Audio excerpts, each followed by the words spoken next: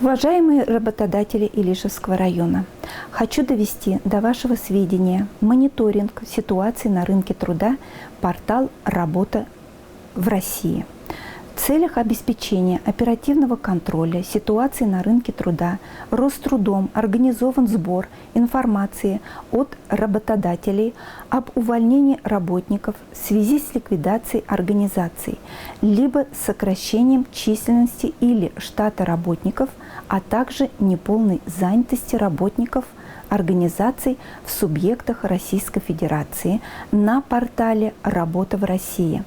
С учетом ухудшения ситуации на отдельных предприятиях в связи с введением режимов неполной занятости и простоя, в связи с проводимыми ограничительными мероприятиями по недопущению распространения коронавирусной инфекции, необходимо всем работодателям района предоставлять на портал сведения об изменении численности персонала и введении режимов неполной занятости в соответствии с формой мониторинга, в соответствии с приказом Минтруда России от 30 декабря 2014 года за номером 1207 в редакции от 24 марта 2020 года номер 152. Предоставить сведения можно через личный кабинет на портале «Работа в России» или через Центр занятости населения по месту регистрации для дальнейшего размещения на портале.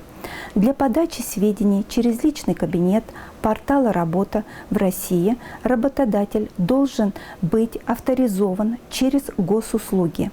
ЕСИА – единая система идентификации и аутентификации, и иметь подтвержденную учетную запись.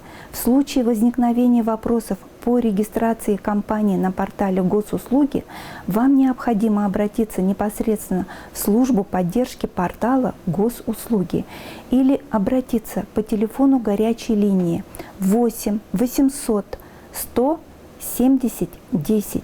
Для подачи информации через Центр занятости населения в случае отсутствия у работодателя авторизации через госуслуги ЕСИА или невозможности получения подтвержденной учетной записи ЕСИА в связи с ограничительными мероприятиями необходимо заполнить сведения об изменении численности персонала и введении режимов неполной занятости по форме сведений об увольнении работников в связи с ликвидацией организации либо сокращением численности или штата работников, а также неполной занятости работников, размещенной на официальном сайте Министерства семьи и труда Республики Башкортостан в разделе «Новости» и направить по электронной почте в Центр занятости с предварительным уведомлением по телефону.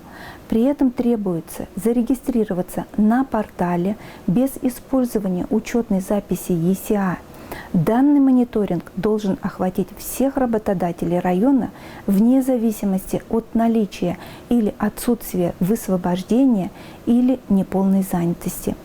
В целях недопущения напряженности на рынке труда по причине неблагоприятной эпидемиологической обстановки, связанной с распространением новой коронавирусной инфекции, а также ограничительными мероприятиями, Министерством труда и социальной защиты Российской Федерации разрабатываются меры поддержки занятости на предприятиях Российской Федерации.